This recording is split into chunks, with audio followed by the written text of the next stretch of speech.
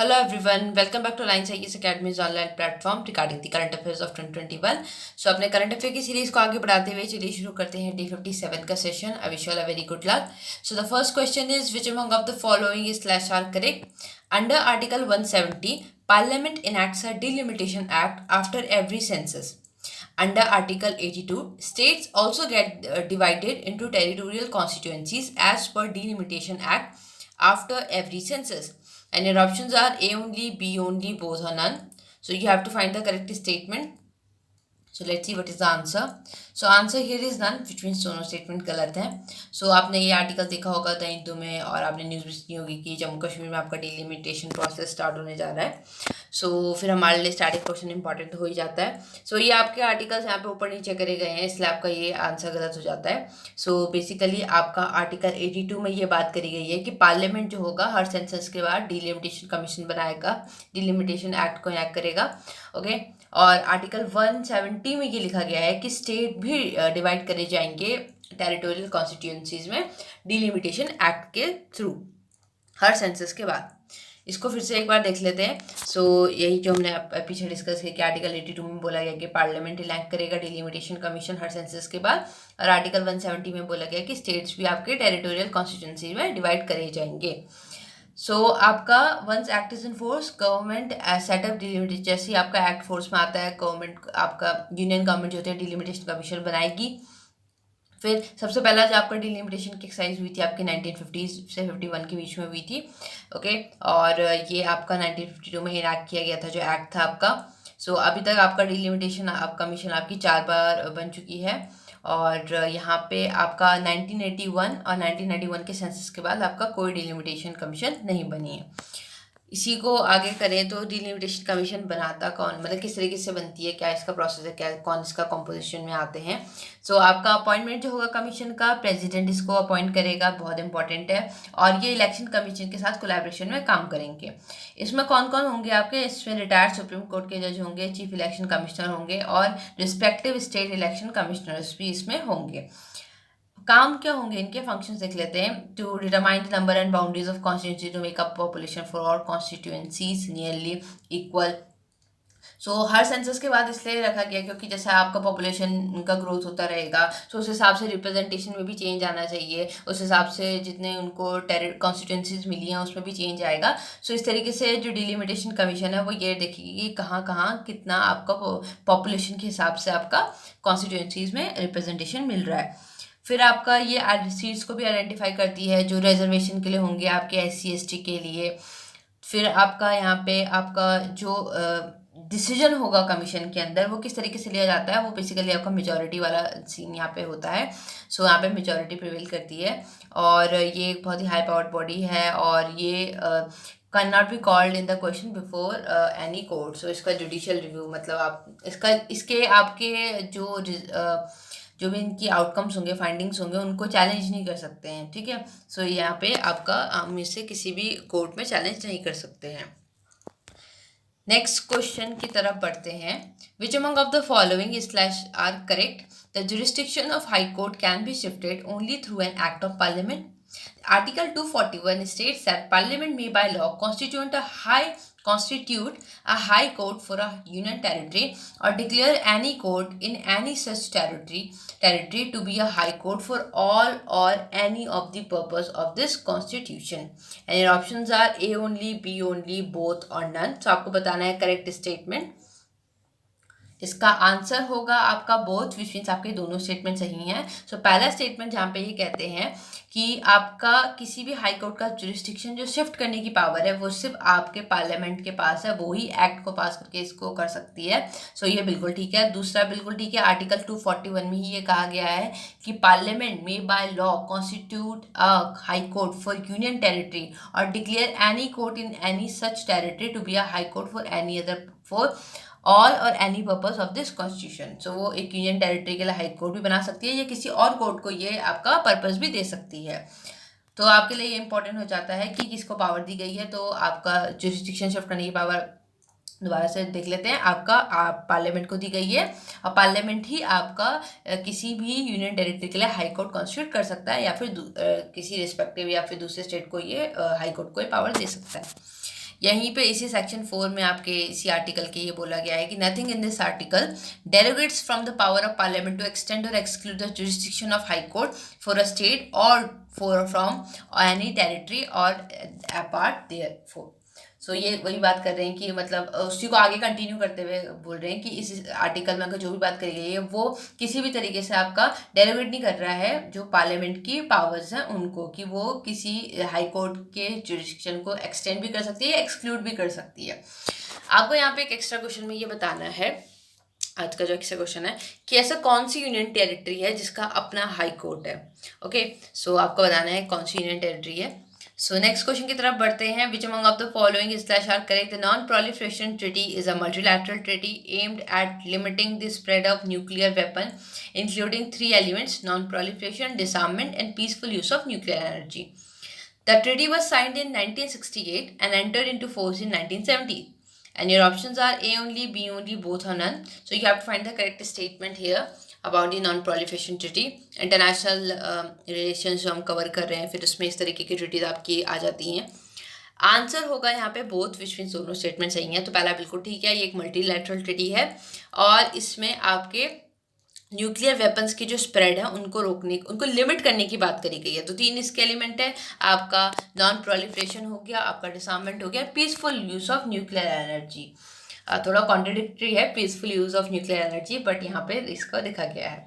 Treaty आपकी 1968 में sign करी गई थी, 1970 में ये आपका फोर्स में आया था। आगे इसको देख लेते हैं। इसमें आपके 190 मेंबर स्टेट्स हैं। इम्प्लीकेशन क्या होंगे अगर कोई इस ट्रीटी को साइन करता है? अगर कोई स्टेट है जिसके पास न्यूक्लियर वेपन नहीं है तो वो अब उसे एक्वायर नहीं कर सकते अगर उन्होंने ट्रीटी साइन की है। अगर न्यूक्लियर वेपन है तो वो डिसआर्ममेंट की तरफ को परस्यू करेंगे। All state can access nuclear technology for peaceful purpose under safe guard. ये बोल रहे हैं कि न्यूक्लियर, अगर आपके पास न्यूक्लियर वेपन है तो आप उसको या तो डिसआर्ममेंट की तरफ जाएंगे, अगर नहीं है तो आप वो उसको न्यूक्लियर वेपन्स को एक्वायर नहीं कर सकते हैं। लेकिन इसके बाद भी वो सिर्फ एक चीज़ बोल रहे हैं कि हर स्टेट न्यूक्लियर टेक्नोलॉजी को एक्वायर कर सकता है अगर वो पीसफुल पर्पस के लिए करना चाहे। ये इसकी इम्प्लीकेशंस है। प्रोविजन क्या है? Treaty defines nuclear weapon state को डिफाइन करती है as those who had manufactured detonated as nuclear explosive device prior to 1 January 1967, जो कि ट्रीटी के साइन होने का टाइम है। Okay, all the other states are therefore consider non nuclear weapon states. ऐसे स्टेट्स जहाँ पे आपके 1 जनवरी 1967 तक उन्होंने मैन्युफैक्चर कर दिए थे न्यूक्लियर एक्सप्लोसिव डिवाइस, उनको न्यूक्लियर वेपन स्टेट में कंसिडर किया जाएगा और बाकी को नॉन न्यूक्लियर वेपन स्टेट पे। अभी हमारे पास 5 न्यूक्लियर वेपन स्टेट है: China, France, Russia, UK and US. treaty doesn't affect the right of state parties to develop, produce and use nuclear energy for peaceful purpose। वही बात हमने ऊपर से starting से ये देखा है कि ट्रीटी में हर चीज़ कही गई है, बट वो फिर लास्ट में यही बोल रहे हैं कि पीसफुल पर्पस के लिए आप कर सकते हैं। नेक्स्ट क्वेश्चन देखते हैं। Which among of the following slash are correct? Central government has restricted the powers of borrowing in India from abroad, subject only to such limits as may be fixed by the president. Constitution of India confers the power of borrowing on both center and state. And your options are A only, B only, both or none. आपको answer बताना है इसमें correct. इसका answer होगा आपका B only, which means पहला statement गलत है। पहला स्टेटमेंट गलत इसलिए है क्योंकि ये कहते हैं कि central government has unrestricted power of borrowing in India and abroad and or subject only such limits as may be fixed by the president। नहीं, बस पूरा सही है, बस हमें प्रेसिडेंट नहीं होगा, ये आपका पार्लियामेंट हो जाएगा।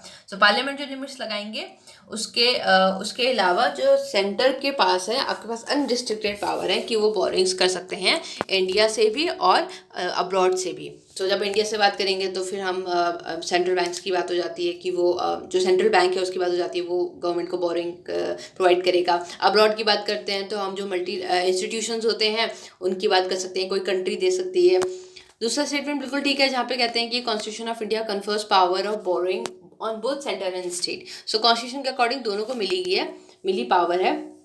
बस हाँ, ये तो फर्क हो ही जाता है कि सेंटर की पावर आपके स्टेट के रिस्पेक्टिव में ज़्यादा होगी। इसको ही हम आगे की तरफ बढ़ाते हैं। This is something else, cancel, let me, sorry.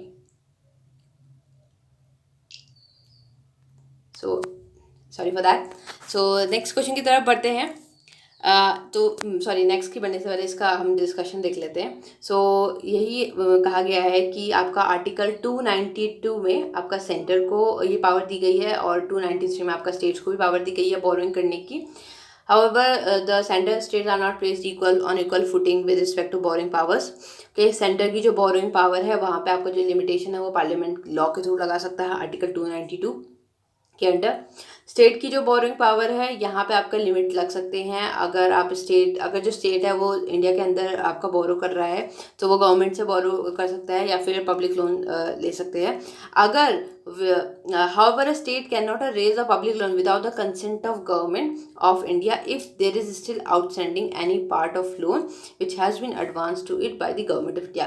मतलब ये इतना बोल रहे हैं कि अगर मानो स्टेट गवर्नमेंट जो स्टेट गवर्नमेंट है उसने अगर सेंटर से ऑलरेडी कोई ऐसा लोन लिया है जो कि पूरा नहीं करा है और जब तक वो लोन पूरा नहीं हुआ है तब उसके बावजूद वो आपका और बोरोइंग्स कंडक्ट करना चाह रही है। उनको क्या चाहिए होगा, उनको सेंटर का कंसेंट चाहिए होगा यहाँ पे अगर वो बोरोइंग को करना चाहेंगे जबकि उनका ऑलरेडी एक आउटस्टैंडिंग लोन दिख रहा है। Since all the state government have been and continue to be indebted to the central government ineffectively control the amount of public debt raised by the central state government। ये वही बोल रहे हैं कि आपका क्योंकि मोस्टली गवर्नमेंट्स आपके state से बोरो करती है मनी, मोस्टली स्टेट गवर्नमेंट आपके सेंटर से बोरो करती है मनी। ये इम्प्लाइड है कि जो सेंटर है उसका जो होल्ड है आपका स्टेट गवर्नमेंट्स के ऊपर बोरोइंग्स के टर्म में वो आपका काफ़ी ज़्यादा है। कॉन्स्टिट्यूशन में आपका बताया गया है कि central government to ensure that the state government do not exceed annual borrowing limits that are set at the beginning of every year. हर साल स्टेट गवर्नमेंट्स के लिए बोरिंग की लिमिट रखी जाती है और सेंट्रल गवर्नमेंट को इंश्योर करना होता है कि वो उसको एक्सीड ना करे। अभी जो आपकी लिमिट रखी गई है वो रखी गई है आपकी no state exceed 3% of gross state domestic product का 3% यहाँ पे रखा गया है। नेक्स्ट क्वेश्चन देखते हैं। Which among of the following is incorrect? Pangong Tso is a long, narrow, deep and endorheic lake. Pangong Lake is located in Union Territory of Ladakh. It is the world's highest saltwater lake. None of the above. आपको incorrect statement बताना है पैंगोंग सो lake के बारे में।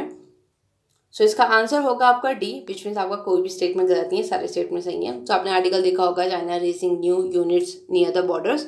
यहाँ पे आपका फिर इस लेक के बारे में आपका डिस्कशन होता है। पहला बिल्कुल ठीक है, लॉन्ग नैरो डीप एंडोइक लेक है ये। दूसरा भी बिल्कुल ठीक है, आपका ये लद्दाख के एरिया में पड़ता है। तीसरा बिल्कुल ठीक है, world highest salt water lake है ये।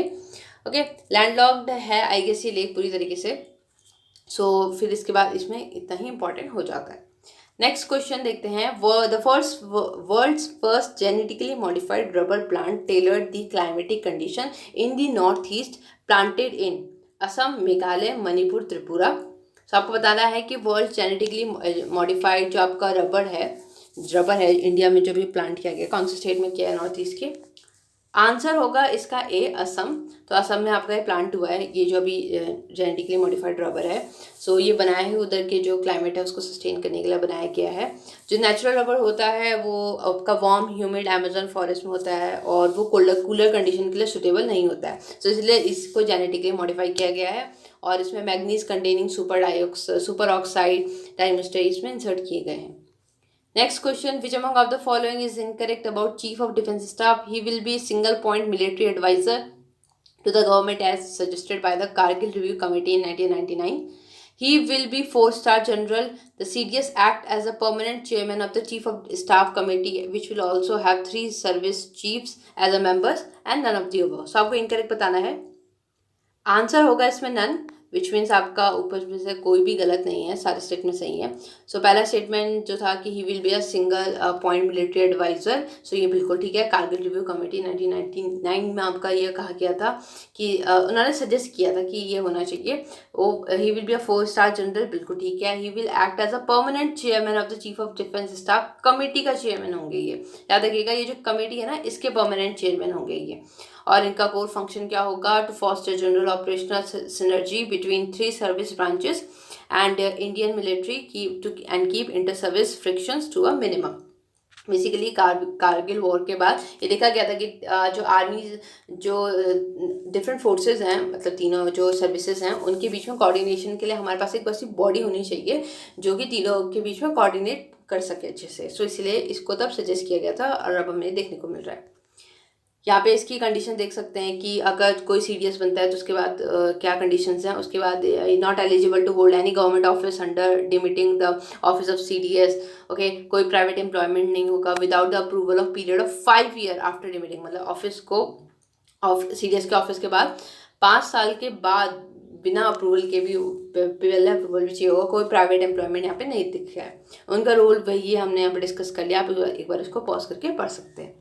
Next question, which among of the following slash are necessary condition for rubber? Hot and humid climate, temperature ranging between 25 degrees Celsius to 35 degrees Celsius, annual rainfall of about 300 centimeter, all of the above.